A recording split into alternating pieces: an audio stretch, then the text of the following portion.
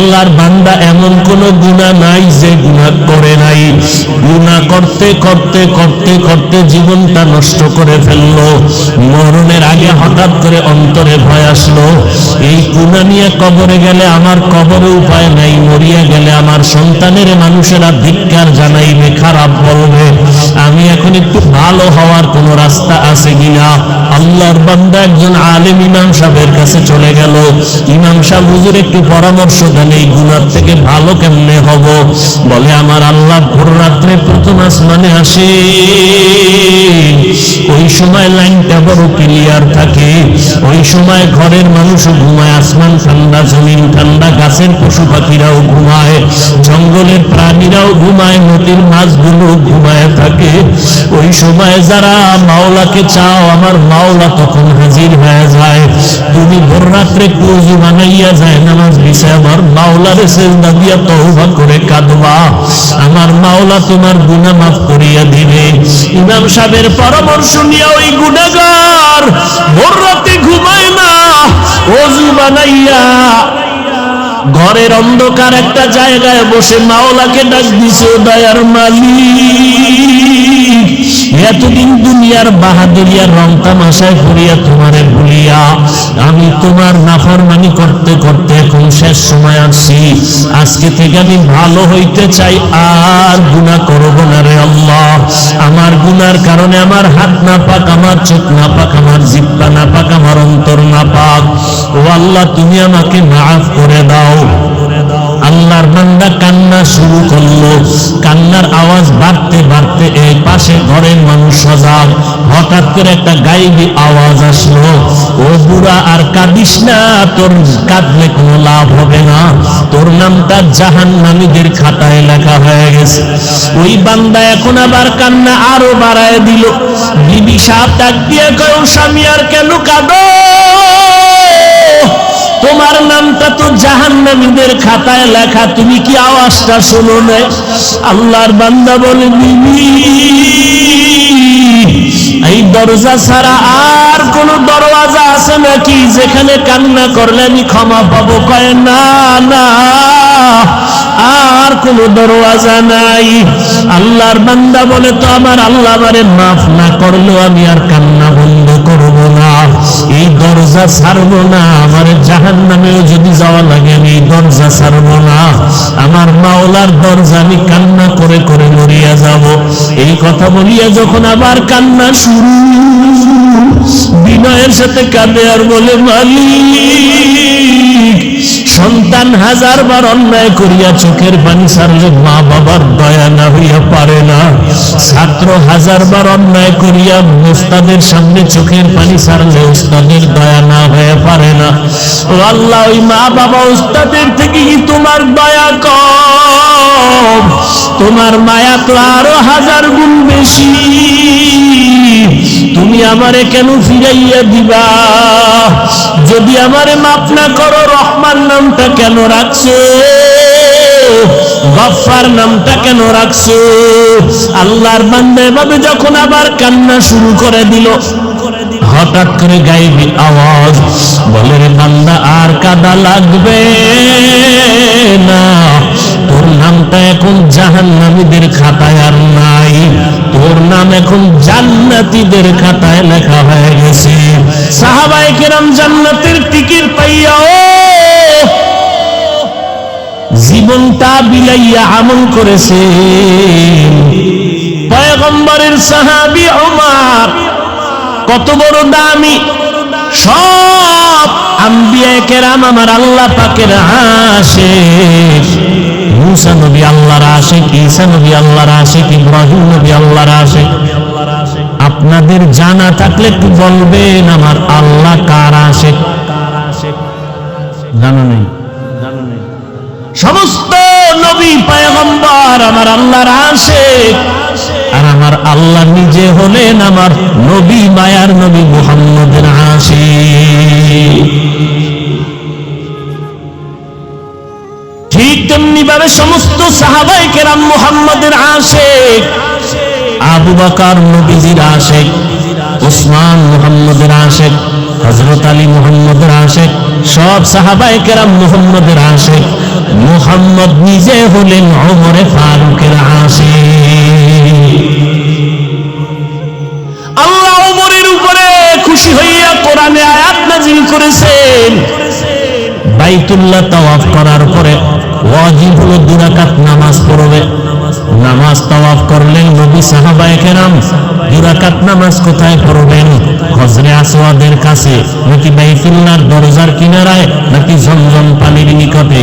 ওমর বলে, পয়গম্বর, আমার অন্তরের ধারণা বা পরামর্শ, ইব্রাহিম নবী যেই পাথরে দাঁড়াইয়া বাইতুল্লাহ নির্মাণ করেছেন, ওই পাথরে মাকামে ইব্রাহিম নামে পাথরটা আজও আছে। আমার ধারণা বা পরামর্শ, মাকামে ইব্রাহিমের পেছনে নামাজ পড়বেন। নবী বলে, ওমর শুনলাম, সিদ্ধান্ত আসবে পয়গম্বরের দরবারে, আল্লাহর দরবার থেকে। জিবরাইল আমিন এসে কয়, ও পয়গম্বর, আল্লাহ জানাইছেন ওমরের পরামর্শ আল্লাহ মেনে নিয়েছেন, আপনাকেও মানতে বলেছে।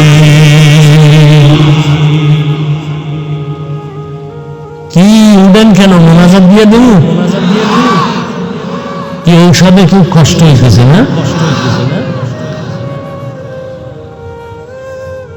ভাইরা আমার, সাহাবায়ে কিরাম জান্নাতের সুসংবাদ পাওয়ার পরও তাদের হালাত, ইবাদত আরো বাড়ায় দিলেন, আমল বাড়ায় দিলেন।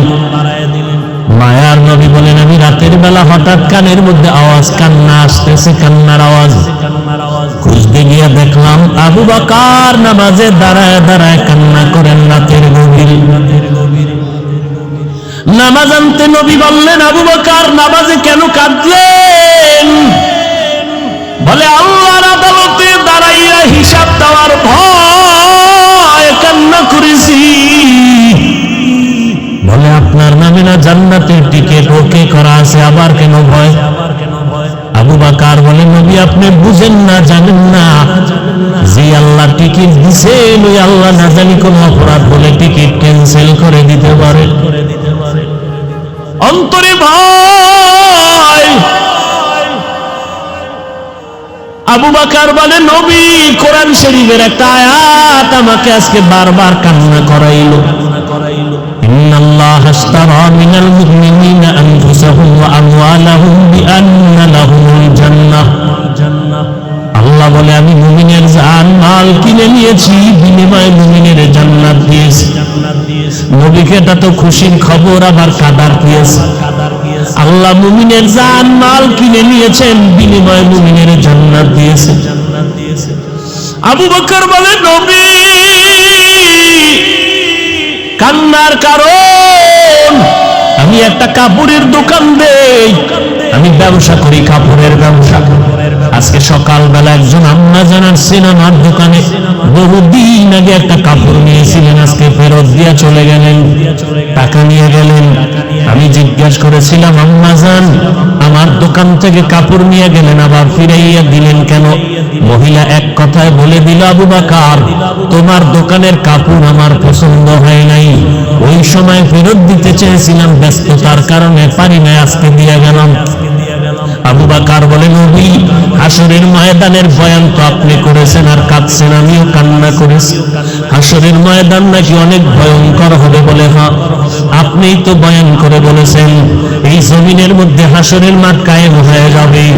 আল্লাহ পাক কাহ্হারিয়াত নামের আওয়াজ দিবেন, লিমানিল মুলকুল ইয়াউম লিল্লাহিল ওয়াহিদিল কাহ্হার। আল্লাহ পাকের এই বিকট আওয়াজে হাসরের ময়দানটা থরথর করে কেঁপে উঠবে। ওই সময় সূর্যটা মাথার উপরে আসবে। আল্লাহ বলবেন, সূর্য তোর যত মুখ আছে নিচে কর, তাপমাত্রা জমিনের মধ্যে ছেড়ে দে। সূর্যের এমন গরম তাপ শুরু হয়ে যাবে, সূর্যের গরমে জমিন, মাটির জমিন তামা হয়ে যাবে। মানুষগুলো সব উলঙ্গ দাঁড়াবে। ওদিকে জাহান্নামের আওয়াজ, জাহান্নাম চিৎকার দিয়া বলবে, ও দয়ার মালিক গুনাহগার গুলো কই? আমার পেটে দাও, আমার পেটে ক্ষুধা, গুনাহগার গুলো, বেনামাজি গুলো দিয়া দাও। নবীর সুন্নাত জবাই করনেওয়ালা গুলো আমার পেটের মধ্যে দাও। এমত অবস্থায় নবী আপনিই বলেছেন, এত কঠিন হালাত যখন শুরু হয়ে যাবে, সমস্ত মানুষগুলো কান্না করতে থাকবে।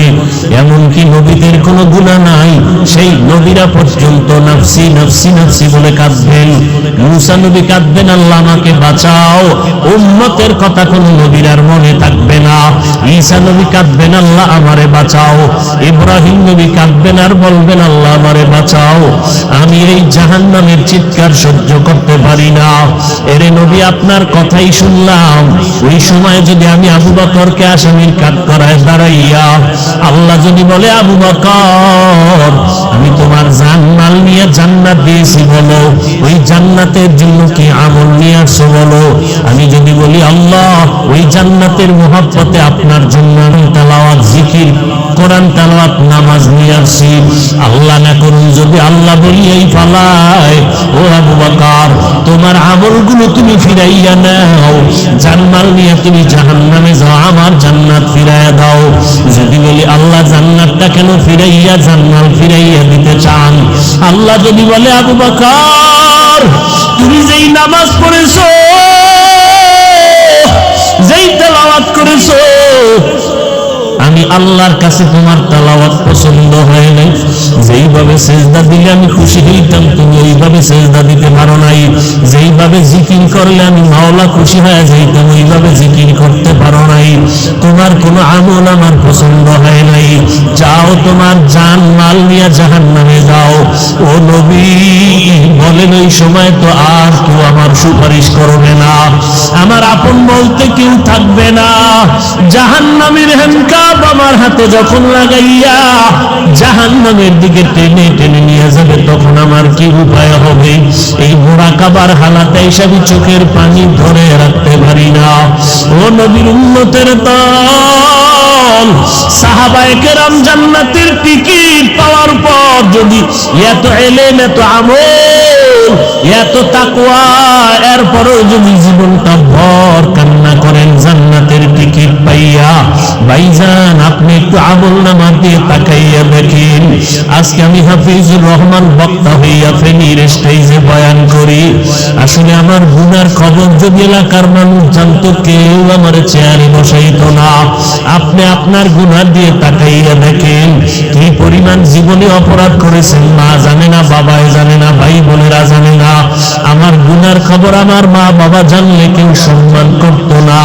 আমার স্ত্রী আমাকে স্বামী বলে পরিচয় দিত না। আমার সন্তান আমার অন্যায়ের খবর জানতে পারলে আমাকে বাবা বলে ডাকতো না। আল্লাহ বলে, রে গোলাম, আমি জানার পর একবারের জন্য রাগ করে পানিও বন্ধ করি নাই, বাতাস বন্ধ করি নাই, খানাও বন্ধ করি নাই, বরং আমি আল্লাহ তোরে এত আদর করিয়া বানাইছি, এমন একটা রাত্র নাই যে তোরে আমি ক্ষমার ঘোষণা নিয়ে প্রথম আসমানে আসি না। আমি আল্লাহ প্রত্যেকটা রাতের শেষ অংশে আমি প্রথম আসমানে এসে আমার গুনাহগার ছেড়ে ডাকি, আলা মিন মুস্তাগফিরিন ফাগফির আলা। ও গুনাহগারের দল, আর কত ঘুমাবি? ওরে অন্যায় করছো, তোর বাড়ির দরওয়াজায় পুলিশ তোরে গ্রেফতার করার জন্য বাড়ির চারপাশে পুলিশ ঘেরাও দিয়া ধরে রাখছে। তুই বের হলে তোরে এখন হ্যান্ডকাপ লাগায় জেলখানায় নিবে। এই খবর পাইলে তো ঘুমাইতে পারো না। ওরে তোরা গুনাহগার যারা গুনাহ করেছো, তোর পেছনে তো আজরাইল হাজির। জাহান্নামের ফেরেশতারা তোর পেছনে রেডি, পড়িয়ে গেলে হ্যান্ডকাপ লাগায় দিবে। ওই জাহান্নামী ফেরেশতার হাতে ধরার আগে তুই আল্লাহ কইয়া ডাকবে, আমি আল্লাহ তোর গুনাহ ক্ষমার জন্য প্রথম আসমানে হাজির। আমি আল্লাহ বড় আদর করে তোরে বানাইছি। নিজের গুনার কথা স্মরণ করে একটু চোখের পানি ছেড়ে কান্না করো। আমি আল্লাহ ফজর, যোহর, আসর, মাগরিব, এশায় আসি না। আমি আল্লাহ তোর গুনাহ ক্ষমার জন্য ভোর রাত্রে প্রথম আসমানে আসিয়া তোরে ডাকতে থাকি। ওরে গুনাহ যদি মাফ করাইতে চাও তো ঘুমাইতে পারো না রে বাবা। আল্লাহ বড় বড় বড় বড় গুনাহগারকেও তো মাফ করে দিয়েছেন। এক আল্লাহর বান্দা এমন কোন গুনাহ নাই যে গুনাহ করে নাই। গুনাহ করতে করতে করতে করতে জীবনটা নষ্ট করে ফেললো। মরণের আগে বুড়া হইয়া হঠাৎ করে অন্তরে ভয় আসলো, এই গুনাহ নিয়ে কবরে গেলে আমার কবরে উপায় নাই, মরিয়া গেলে আমার সন্তানের মানুষেরা ধিক্কার জানাইবে, খারাপ বলবে। আমি এখন একটু ভালো হওয়ার কোন রাস্তা আছে কিনা? আল্লাহর বান্দা একজন আলেম ইমাম সাহেবের কাছে চলে গেল। ইমাম সাহেব, হুজুর একটু পরামর্শ দেন, এই গুনাহ থেকে ভালো কেমনে হব? বলে, আমার আল্লাহ ভোর রাত্রে প্রথম আসমানে আসে, ওই সময় লাইনটা বড় ক্লিয়ার থাকে, ওই সময় ঘরের মানুষও ঘুমায়, আসমান ঠান্ডা, জমিন ঠান্ডা, গাছের পশু পাখিরাও ঘুমায়, জঙ্গলের প্রাণীরাও ঘুমায়, নদীর মাছগুলো ঘুমায় থাকে। ওই সময় যারা মাওলাকে চাও, আমার মাওলা তখন হাজির হয়ে যায়। তুমি ভোর রাত্রে কুজু বানাইয়া যায় নামাজ বিছায় আমার মাওলারে সেজদা দিয়া তওবা করে কাঁদবা, আমার মাওলা তোমার গুনাহ মাফ করিয়া দিবে। ইমাম সাহেবের পরামর্শ নিয়ে ওই গুনাহগার ভোর রাতে ঘুমায় না, ওযু বানাইয়া ঘরের অন্ধকার একটা জায়গায় বসে মাওলাকে ডাক দিছে, দয়ার মালিক, এতদিন দুনিয়ার বাহাদুরিয়ার রং তামাশায় করিয়া তোমারে ভুলিয়া আমি তোমার নাফরমানি করতে করতে এখন শেষ সময় আসছি। আজকে থেকে আমি ভালো হইতে চাই, আর গুনাহ করব না রে আল্লাহ। আমার গুনার কারণে আমার হাত না পাক, আমার চোখ না পাক, আমার জিহ্বা না পাক, আমার অন্তর না পাক। ও আল্লাহ, তুমি আমাকে মাফ করে দাও। আল্লাহর বান্দা কান্না শুরু করলো। কান্নার আওয়াজ বাড়তে বাড়তে এই পাশে ঘরের মানুষ সজাগ। হঠাৎ করে একটা গায়েবী আওয়াজ আসলো, ও বুড়া আর কাঁদিস না, তোর কাঁদলে কোনো লাভ হবে না, তোর নামটা জাহান্নামীদের খাতায় লেখা হয়ে গেছে। ওই বান্দা এখন আবার কান্না আরো বাড়ায় দিল। বিবি সাহেব ডাক দিয়ে কয়, ও স্বামী, আর কেন কাঁদো? তোমার নামটা তো জাহান্নামীদের খাতায় লেখা, তুমি কি আওয়াজটা শোনো না? আল্লাহর বান্দা বলে, বিবি, এই দরজা ছাড়া আর কোন দরওয়াজা আছে নাকি যেখানে কান্না করলে আমি ক্ষমা পাবো? কয়, না না, আর কোন দরওয়াজা নাই। আল্লাহর বান্দা বলে, তো আমার আল্লাহ আমারে মাফ না করলেও আমি আর কান্না বন্ধ করব না, এই দরজা ছাড়বো না, আমার জাহান্নামেও যদি যাওয়া লাগে আমি এই দরজা ছাড়বো না, আমার মাওলার দরজা আমি কান্না করে করে মরিয়া যাব। এই কথা বলিয়া যখন আবার কান্না শুরু, বিনয়ের সাথে কাঁদে আর বলে, মালিক, সন্তান হাজারবার অন্যায় করিয়া চোখের পানি ছাড়লে মা বাবার দয়া না হইয়া পারে না, ছাত্র হাজারবার অন্যায় করিয়া উস্তাদের সামনে চোখের পানি ছাড়লে উস্তাদের দয়া না হয়ে পারে না। ও আল্লাহ, ওই মা বাবা উস্তাদের থেকে কি তোমার দয়া কম? তোমার মায়া তো আরো 1000 গুণ বেশি। তুমি আমারে কেন ফিরাইয়া দিবা? যদি আমারে মাফ না করো, রহমান নামটা কেন রাখছো? গফফার নামটা কেন রাখছো? আল্লাহর বান্দা এভাবে যখন আবার কান্না শুরু করে দিল, হঠাৎ করে গায়েবী আওয়াজ বলে, রে বান্দা, আর কাঁদা লাগবে না, তোর নামটা এখন জাহান্নামীদের খাতায় আর নাই, তোর নাম এখন জান্নাতীদের খাতায় লেখা হয়ে গেছে। ও আল্লাহর বান্দারা, ও যুবকেরা, ও স্কুল কলেজ ভার্সিটির ছাত্র ভাইরা, কয়দিন আর দুনিয়াতে বাঁচবা? জান্নাতের পথ আর জাহান্নামের রাস্তা কিন্তু ছাড়ার রাস্তা নাই। জান্নাতের পথে যাইবা নাকি জাহান্নামের পথে যাইবা, চিন্তা ভাবনা করিয়া চলো। তোমার মতো কত যুবক স্কুল কলেজে পড়িয়াও নামাজ ছাড়ে না। বলো বাবা, তুমি কেন নামাজ পড়তে পারো না? তোমার মতো যুবক ড্রাইভারি করে নামাজ ছাড়ে না, চাকরি করে নামাজ ছাড়ে না, র্যাব, আর্মি, পুলিশ, বিডিআর নামাজ বাদ দেয় না। বলো বাবা, তুমি কেন পারো না? তোমার মতো যুবক দেখো ময়দানে কৃষি কাজ করে, নামাজ বাদ দেয় না। তোমার মতো যুবক আজকে দেখো নদীর মধ্যে মাছ ধরে, নামাজ ছাড়ে না। ব্যবসা করে, শ্রমিকের কাজ করে, নামাজ ছাড়ে না। চেয়ারম্যান, মেম্বার, এমপি, মন্ত্রী, নামাজের অভাব নাই, তুমি কেন পারবা না? তোমার ক্লাসের ছাত্র ছাত্রী যদি নামাজ পড়তে পারে, তুমিও তওবা করো। ওই জাহান্নামের আগুন সহ্য করার শক্তি কারো নাই। আবু বকর জান্নাতের টিকিট পাইয়াও যদি কাঁদে, তুমি কেন কাঁদতে পারো না? গুনার কারণে আমার আল্লাহ তোমার উপরে বেজার, গুনার কারণে দিলটা পাথর, এজন্য চোখে তোমার পানি নাই। আল্লাহকে, আমার আল্লাহকে মোহাব্বত করে ডাকো আর বলো, আল্লাহ কান্নাওয়ালা চক্ষু দান করো। যেই চোখে পানি নাই, ওই চোখ দিয়ে আমার কোনো লাভ নাই। যেই জবানে মাওলার জিকির নাই, সেই জবান দিয়ে কোনো লাভ নাই। যেই কলবে আখিরাতের ফিকির নাই, সে কলব দিয়ে লাভ নাই। আজকে থেকে পেছনের গুনার কথা স্মরণ করে তওবা করো। আল্লাহকে অন্তর দিয়ে বলতে থাকো, আল্লাহ মরিয়া গেলে যাব, আর নামাজ ছাড়বো না, মা বাবারে কষ্ট দিব না, ওলামায়ে কেরামের বিরোধিতা করবো না, নবীর সুন্নাত অনুযায়ী নামাজ পড়বো, কোরআন তেলাওয়াত করবো, গুনাহ থেকে নিজেকে বাঁচাবো। আল্লাহর মহব্বতে তওবা করার যদি নিয়ত হয়, খাঁটি অন্তরে আমার মাওলাকে অন্তর দিয়া ডাকো আর তওবা করো। আমার আল্লাহ দরজা খুলে দিয়া বলে, বান্দা জীবনের সব গুনাহ এক সেকেন্ডে আমি ক্ষমা করে দিব। আমার আল্লাহ কুদরতের নজর দিয়া রাখছেন। আল্লাহর কাছে বিনয়ের সাথে বলো, রে বাবা, যত কিছুই হোক না কেন, আমি কোনো বিপদে আর আল্লাহকে ছাড়বো না, নবীর তরিকার বাইরে চলবো না, দাড়ি কাটবো না, বেপরদায় চলবো না, গালি দিব না, গীবত শিকায়াত করবো না, ওলামায়ে কেরামের বিরোধিতা করবো না, মা বাবার দোয়া নিয়ে 5 বেলার নামাজ পড়িয়া সামনে আগাবো। আল্লাহ আমাদের সবাইকে তৌফিক দান করেন, আমাদের তওবাওয়ালা জিন্দেগি দান করেন, তওবার উপরে মজবুত হইয়া চলার তৌফিক দান করেন, আমিন।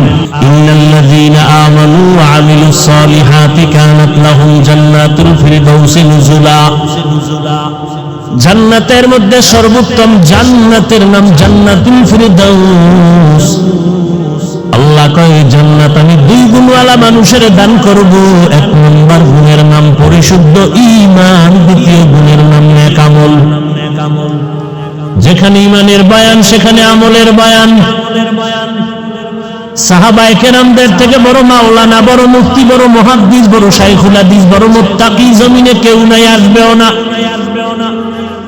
আমল,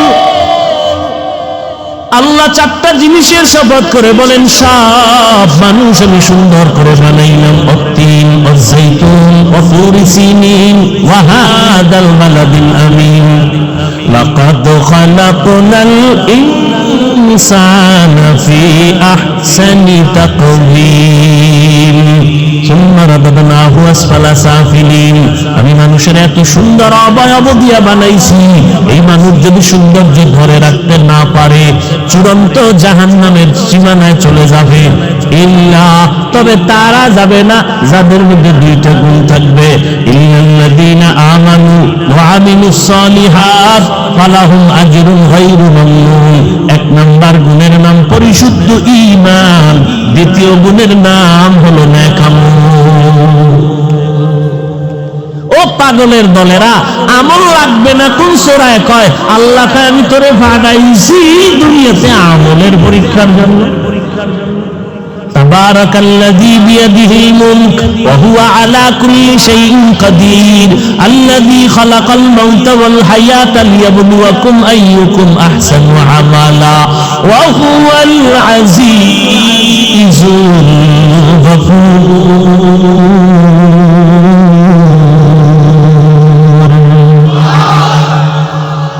আইয়ুকুম আহসানু আমালা, আমি আল্লাহ যাচাই করে দেখবো কারা উত্তম আমল করো। অতএব এই জমিনে যারা বলে আমলের প্রয়োজন নাই, তাদের চিহ্নিত করে নাও। এরা মুসলমান সত্য, এরা মুমিন সত্য, এরা আলেম মাওলানাও সত্য, তবে নবীর হাদিস মতে এরা ইসলামের ব্যানারওয়ালা মাওলানা নামের ভণ্ড। قال النبي صلى الله عليه وآله وسلم ألا ইন্না শাররাশ শাররি শিরারুল উলামা ওয়া ইন্না খায়রাল খায়রি খিয়ারুল উলামা। পয়গম্বর বলেন, দুনিয়াতে যদি খারাপ কোনো মানুষ দেখতে চাও, খুঁজে খুঁজে বের করে দেখবা চূড়ান্ত খারাপ হবে একদল উলামা। এদের মতো খারাপ আর কেউ হবে না। আবার যদি চূড়ান্ত ভালো কেউকে পেতে চাও, একমাত্র ভালো পাইতে যদি চাও, দেখবা তারাও হবে একদল উলামা। উলামাদের মতো দামি কেউ নাই। বিরিয়ানি যেমন অনেক দামি, পোলাও বড় দামি, আবার এটা নষ্ট হলে, পান্তা ভাত নষ্ট হলে খাওয়া যায়, বিরিয়ানি খাওয়ার আর কোনো কায়দা থাকে না। আলেম এত দামি, মানুষ এত দামি, এরাদের চরিত্র যদি খারাপ হয় এদেরকে কোনো কাজে লাগবে না। একটা গাঞ্জাখোরের দিয়ে কাজ নেওয়া যাবে, একটা মদখোরের দিয়ে কাজ নেওয়ার আশা করা যাবে, কিন্তু একটা বন্ড মাওলানা দিয়ে কোনো কাজ নেওয়ার আশা করা যাবে না।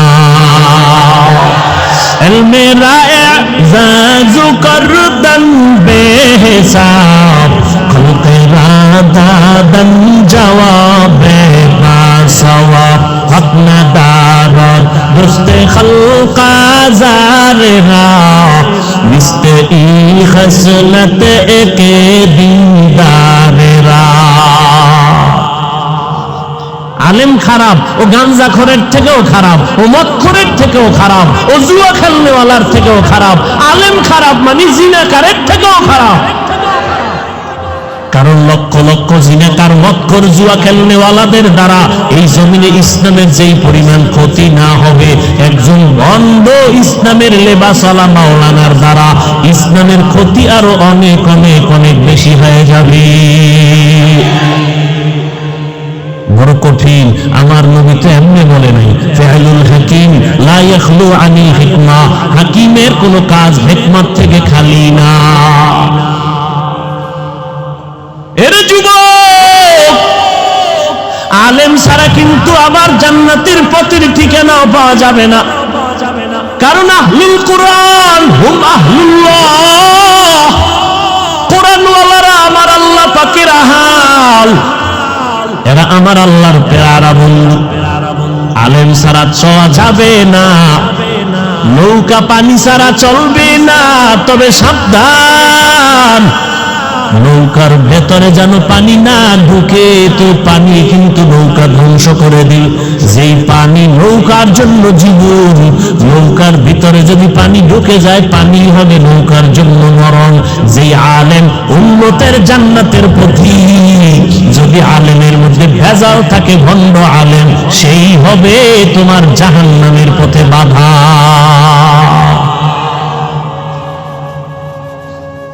ভাইরা আমার, আল্লাহ পাক বলেন, আমি কসম করে বলছি, সারা দুনিয়ার মানুষগুলো জাহান্নামে যাবে। আল্লাহর কসমের কথা, সারা দুনিয়ার মানুষ জাহান্নামে যাবে, 4 গুণওয়ালা মানুষ জান্নাতে যাবে। ওয়াল আসর ইন্নাল ইনসানা লাফি খুসর ইল্লাল্লাযীনা আমানু ওয়া আমিলুস সালিহাত। আল্লাহ পাক বলেন, আসরের শপথ, সব মানুষগুলো জাহান্নামে যাবে, 4 গুণওয়ালারা জান্নাতে যাবে। 1 নম্বর গুণের নাম ঈমান, দ্বিতীয় গুণের নাম হলো নেকামল। আমল লাগবে নি? জোরে বলেন। সাহাবায়ে কেরাম আমল করছেন না? সাহাবায়ে কেরামের মতো বড় ইলমওয়ালা, আমলওয়ালা, তাকওয়াওয়ালা বর্তমানে কেউ আসেনি? কিয়ামতের আগে আসবেনি? না না না। অথচ আবার এই সাহাবায়ে কেরামের মধ্যে 10 জন সাহাবা জমিনে থাকতে জিন্দা হালাতে জান্নাতের টিকিট পেয়েছিলেন। কয়জন? আর আস্তে করে বলেন, জানা থাকলে বলবেন। প্রথম সিরিয়ালে কার নাম? দ্বিতীয় সিরিয়ালে কার নাম? তৃতীয় সিরিয়ালে কার নাম? চতুর্থ সিরিয়ালে কার নাম? রাদিয়াল্লাহু আনহুম আজমাইন। বর্তমান বাংলাদেশের জমিনে দাঁড়াইয়া এক মাওলানা নামের ভণ্ড কয় ওমরে ফারুক হলো একজন ভণ্ড। আরো জোরে কও, নালি হুজুরেও মার খাইবি, তোরাও খাবি। ওই মাওলানা ওমরকে ভণ্ড বলার কারণে, যেমন ওই মাওলানা আমার নবীদেরকে দোষী বলার কারণে, ওই মাওলানা কালেমাকে কুফরি করার কারণে, ওই মাওলানা কোরআনে ভেজাল আছে বলার কারণে যেমন বেঈমান, আমার ভক্ত যদি কেউ থাকো, প্রতিবাদ না করে যদি চুপ থাকো, তুমি চুপ থাকার কারণেও তুমি বেঈমান।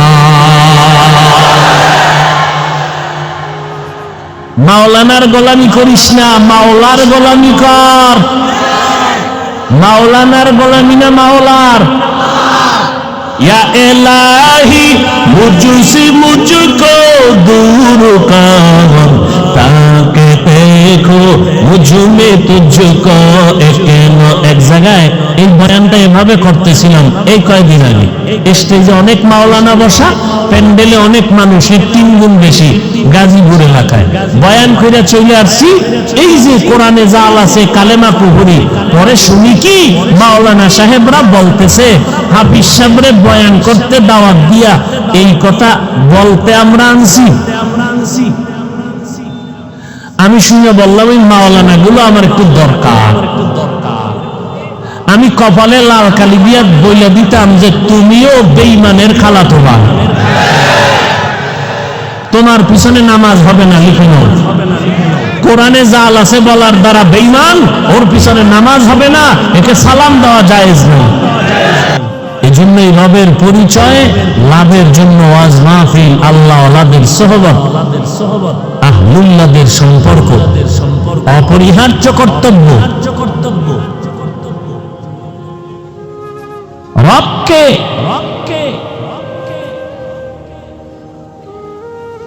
রবের পরিচয় দিয়া বলেন উভয় জগতের রক্ষণাবেক্ষণকারী, জগৎ সমূহের রব। রব হলেন তিনি, সমস্ত সৃষ্টি জগতের প্রয়োজনের অগ্রিম আয়োজন করেন যিনি। সমস্ত সৃষ্টির প্রয়োজনের অগ্রিম আয়োজন যিনি করেন তিনি হলেন রব। অগ্রিম পৃথিবীতে আমি আসবো, আমার আসার আগে অগ্রিম আমার খানার আয়োজন করেছেন কে? তিনি আমার রব। আমার চলার জন্য রাস্তার প্রয়োজন, আমি হাঁটার আগে আমার রাস্তার ব্যবস্থা করেছেন তিনি রব। আমার পানির প্রয়োজন, আগের থেকে পানির ব্যবস্থা করেছেন তিনি আমার রব। রবকে অস্বীকার করার কোনো সুযোগ নাই। যারা করে তারা নিকৃষ্ট গাদ্দার মানুষরূপী হায়ওয়ান।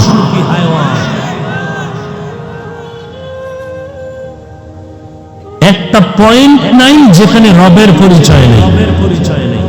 আমার কণ্ঠের থেকে রবের কুদরতের আওয়াজ আসতেছে, রবের পরিচয় কণ্ঠের আওয়াজ। মাথা ব্যথা করে, গাল ব্যথা করে, ঠোঁট ব্যথা করে, চোখ ব্যথা করে, জিহ্বা নামের মেশিন কখনো ব্যথা হয়নি। কোটি কোটি কোটি কোটি সহস্র কোটি কথা জিহ্বা নামের মেশিন দিয়া সাপ্লাই হচ্ছে, বের হচ্ছে। এই কথা বডির কোথায় জমা আছে, কিভাবে সাজানো আছে, আজও পর্যন্ত কোনো গবেষকরা বের করতে পারলো না। সার্জারি ডাক্তারেরাও বের করতে পারলো না মানুষের কথা কোথা থেকে বের হয়, কথাগুলো বের হয়ে কই যায়। মাইক চলে, ফ্যানের বাতাস দিতে হয় না, আগুন ধরে যাবে লাগাতার চললে। জিহ্বা নামের মেশিন চলতেছে চলতেছে চলতেছে 60, 70, 80 বছর, এক সেকেন্ডের জন্য বন্ধ নাই। ঘুমের ভিতরেও মেশিন চলে, ঘুমের ভেতরেও চলে। এই কথাগুলো একটার পরে একটা, একটার পরে একটা, একের পর এক কথা সাজাইয়া আমি ডায়েরিতে লিখে আনি নাই যে আজকে এখানে এই বয়ান করব, এই কথার পরে এই কথা বলবো। 1 ঘন্টা, 1.5 ঘন্টা, 2 ঘন্টা, জোহরের পর, আসরের পর, মাগরিবের পর, এশার পরে, সারাদিন, সারা রাত, সারাটা বছর একটা কথা যদি আঁকা বাঁকা হয়ে যায়, বাঙালি পাবলিক আর গালি দিতে বিসমিল্লাহও বলে না, অথচ নিজের ভুলে ভরা জিন্দেগি।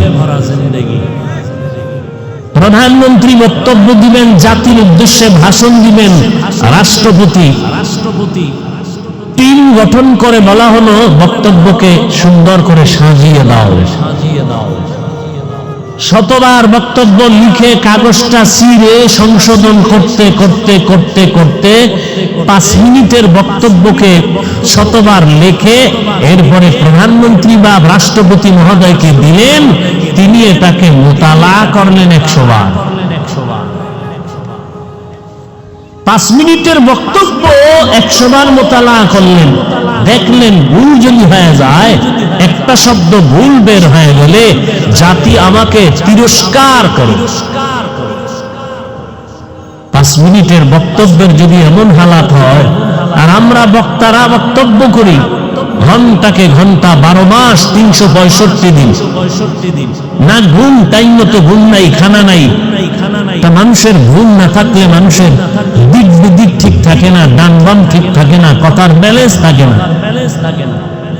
অথচ সারাটা বছর হাজার হাজার কোটি কোটি কোটি কোটি কথা জিহ্বা সাপ্লাই দিয়ে বের হচ্ছে ঘন্টাকে ঘন্টা।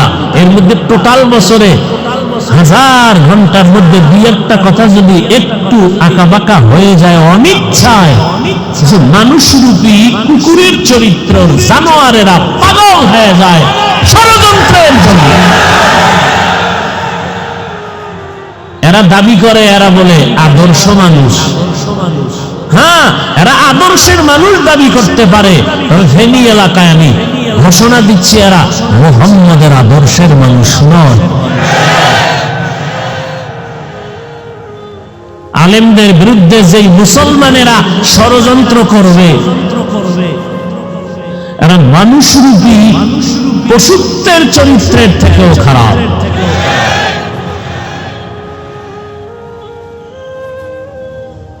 কোথায় যাবেন, কি করবেন, হিসাব মিলানো দরকার। আহলে হক ওলামায়ে কেরাম মানুষের হাতে পায়ে ধরে ধরে ধরে ধরে বিনয়ের সাথে বুঝায়, নামাজ পড়েন, রোজা রাখেন, পর্দা করেন, হালাল খান, সময় পেলে কোরআন দেখবেন সওয়াব, কোরআন পড়বেন সওয়াব, কোরআন ধরবেন সওয়াব, কোরআনের আওয়াজটা কানের মধ্যে দিবেন সওয়াব, সময় পেলে নফল নামাজ পড়বেন সওয়াব, সময় পেলে কাজা নামাজ পড়বেন সওয়াব, রোজা রাখবেন সওয়াব। আহলে হকদের কান্না ভরা দাওয়াত। ঠিক এর পার্শ্বে আরেকদল ইসলামের ব্যানারওয়ালারা আমলের বিরুদ্ধে উম্মতকে অপপ্রচেষ্টায় উম্মত যেন আমলের দিকে আগাইতে না পারে সেই চক্রান্তে লিপ্ত। বলে কাজা নামাজ লাগে না, নফল লাগে না, বিতির লাগে না, কোরআনের অর্থ যদি না জানো পরে কোনো লাভ হবে না। যেই কোরআন আমাদের মূল ভিত্তি, সব এখন আলেমরা আমলের বয়ান করে, বয়ান শুনে শুনে মানুষ আমলের দিকে আগায়। এবার একদল আলেম ইসলামের ব্যানারওয়ালারা পেছনে নামিয়া শুরু করলো, ওলামায়ে কেরাম আলেম ওলামা মানা যাবে না, পীর মানা যাবে না, কোনো মাওলানা মানা যাবে না, পীর বাদ, ইমাম বাদ, মাযহাব বাদ, সব বাদ। এগুলো লাগে না, কোনো মাওলানা কামে লাগে না, সব মাওলানা বন্ধ করে দাও, কোন হিসাব টিসাব কাজে লাগবে না, কোন মুরব্বি নাই। কি মানবা? কয় হাদিস মানো, হাদিস। মাওলানা টাওলানা বাদ, মাযহাব বাদ, হাদিস মানো। আর একটু আপডেট হয়েছে দুনিয়া, এখন আর একদল বেরোয় বলে না হাদিসও বাদ। কি মানবা? বলে কোরআন। কোরআন মানো, শুধু কোরআন মানো, হাদিস মানার দরকার নাই। বর্তমানে এই দলটা খুব মানুষের ভেতরে ঢোকার প্রচেষ্টা আজ লিপ্ত। এরা বলে আমরা হাদিসও মানি না, শুধু কোরআন মানি। এই দলের নাম আহলে কোরআন। আর একটু আপডেট হইয়া আর এক মাওলানা একা আমরা কোরআন পুরা মানার দরকার নেই। কোরআন মানো, তবে পুরা মানার দরকার নেই। ওয়াসসামা ইযাতিল বুরুজ, এই সূরাটা মানা যাবে, এটা কোরআনে না, এটা কোরআনের জাল, সূরা জাল। এই নিয়ে মানুষের কি হইবেন? খারাপ মানুষ, সাধারণ মানুষকে কি হইবেন? মাওলানা শব্দের যদি অবস্থা হয়, মাওলানা নামের টাইটেল লাগাইয়া বলে কোরআনের ভেতরে জাল। মাওলানা নামের টাইটেল লাগাইয়া বলে লা ইলাহা ইল্লাল্লাহ মুহাম্মাদুর রাসূলুল্লাহ, কালেমা বন্ধ করে দাও, কালেমা কুফরি। নাউযুবিল্লাহ। না জুতার বাড়ি খাওয়ার অপেক্ষায় আছেন না? সোজা হবেন না বিদাত না খাইয়া। আর এক মাওলানা বলে নবীরা অপরাধ করেছেন। নবীরা শুধু অপরাধ করেন না, আল্লাহ অপরাধ করেছেন। ও যুবকেরা, কোরআন শরীফে জাল আছে, কথাটা মানো। কালেমাটা কুফরি মানো। নবীরা অপরাধ করেছেন, এই কথাগুলো কোন আওয়ামী লীগ ওয়ালারা বলে নাই, বিএনপি ওয়ালারা বলে নাই, কথাগুলো বলেছে মাওলানা নামের কলঙ্ক ভণ্ডরা।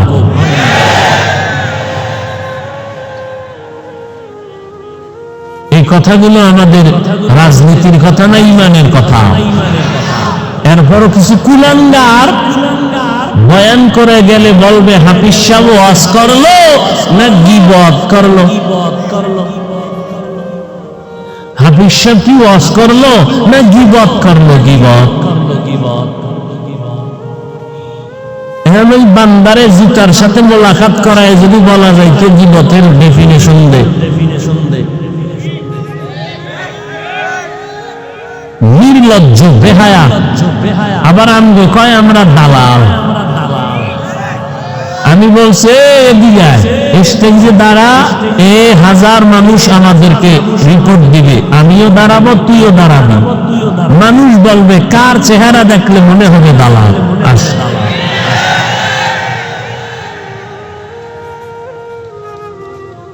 মানুষের পায়ে ধরে ধরে নামাজের কথা বলি, রোজার কথা বলি, দাড়ির কথা বলি, সহ্য হয় না, ভাল লাগে না। মানুষ কান্না করে দোয়া করবে, তোমার সহ্য হয় না? না কালা চশমার হুজুর আবার কান্নার বিরুদ্ধে লাইট দেয়, লাইট। কিতনা বড় দাজ্জাল! আল্লাহ হিদায়াত দান করুন।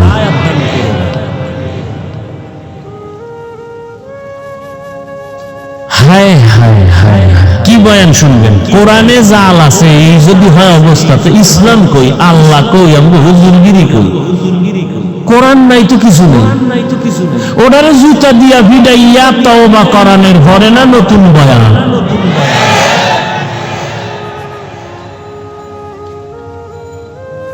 অথচ জাতির কোন দিলে বাজে না, চুপচাপ। আল্লাহ সারাইছে, আল্লাহ কুদরতের হাত দিয়ে আমগো হেফাজত করছে। যদি কোন দেওবন্দিওয়ালা কইতো তো উপায় আছে না। আল্লাহ সারাইছে, কোরআনে জাল আছে, কোন দেওবন্দি মাওলানা বলে নেই। নবীরা অপরাধ করেছেন, কোন দেওবন্দি মাওলানা বলে নাই।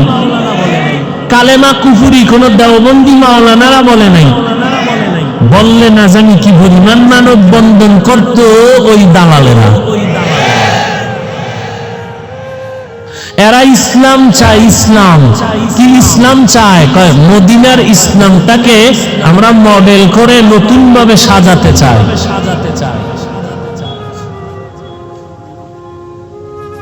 এই বাতিলের সাথে আর আহলে হকের ব্যবধান কিন্তু দেখতে মনে হয় সামান্য, বিশাল। এরাও ইসলামের কথা বলে, আমরাও ইসলামের কথা বলি। ব্যবধান কি? এদের উদ্দেশ্য হইল ক্ষমতা, মাঝখানে ব্যবহার করে ইসলাম। আর আহলে হকের উদ্দেশ্য ইসলাম, মাঝখানে ক্ষমতা থাকলে থাকলো, না থাকলে নাই। ইসলামের ক্ষতি হতে দেয়া যাবে না। আর বাতিলের উদ্দেশ্য কি? ক্ষমতা। ইসলামটাকে সিঁড়ি বানাইছে, সিঁড়ি। ক্ষমতায় যেতেই হবে। ইসলাম থাকলে থাকলো, না থাকলে নাই। দাড়ি থাকলে থাকলো, না থাকলে নাই। টুপি থাকলে ভালো, না থাকলে নাই। পর্দা থাকলে ভালো, না থাকলে নাই। ক্ষমতার চেয়ার পাইতে হলে বেপর্দায় ইফতার খাওয়াও জায়েজ। ক্ষমতা দরকার, ইসলাম পরে চেয়ারে বসবো, এরপর ইসলামের কথা বলবো। এর আগে কিছু বলা যাবে না, আগে ক্ষমতায় যেতে হবে।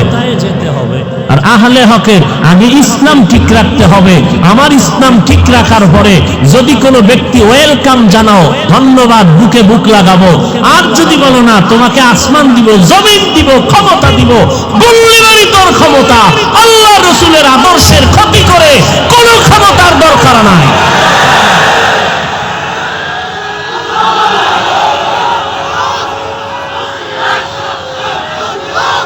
ভাইরা আমার, থামেন থামেন, আপনাকে নারায়ে তাকবীর শুনলেও এক দলের ঘুম হারাম হয়ে যায়। আমরা ফকিন্নির দল, টাকা নাই, বাড়ি নাই, অস্ত্র নাই, কিচ্ছু নেই, এরপরও ধনী টাকাওয়ালারা ভয় পায়, অস্ত্রওয়ালারা ভয় পায়। বুঝি না কিছু ব্যাপারটা। আমরা একেবারে গালিও দেই না, না হিন্দুদের বিরুদ্ধে বলি, না খ্রিস্টানের বিরুদ্ধে বলি। আমরা আমগো মুসলমানের সাইজ করি, ভাই নামাজ পড়ো, দাড়ি রাখো, টুপি লাগাও, পাগড়ি লাগাও, আল্লাহরে মানো, মা বাবার খেদমত করো, এরপরও আমগো উপরে খালি আঘাত আর আঘাত।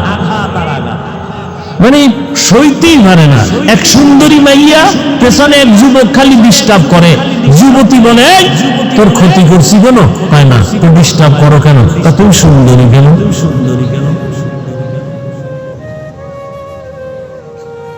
আমরা কেউ গালি দিই না, এরপর আমার উপরে মুসিবত। এক অন্ধ বুড়ি হারিকেন জ্বালাইয়া সন্ধ্যার ভরে রাস্তায় হাঁটে।